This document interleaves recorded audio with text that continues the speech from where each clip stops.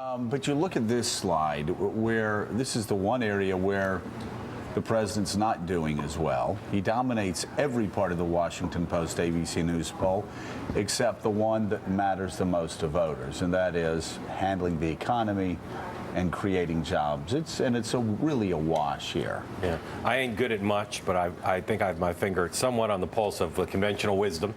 And I think the conventional wisdom swung. It used to be thought the economy was such a president couldn't win re-election. I think for the last few months it's been that Obama's a lock to win re-election. If you look at this poll closely, I think it shows what matches the conventional wisdom and buttresses it.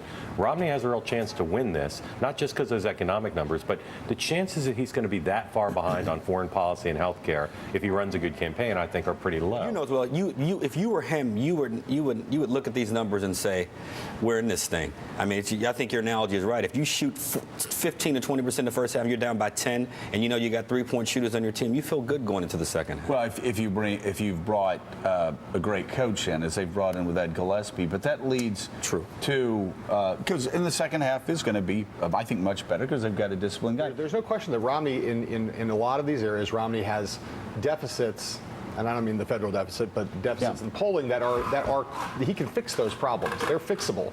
I think the question is whether, to your point, is a guy who shoots 15% from the field, does he find himself at halftime, or is he a 15% shooter from the field? Yeah. And we don't know the answer to that question right now. I mean, Mitt Romney could become a much better candidate, and the economic conditions in the country could continue to be flat or worse.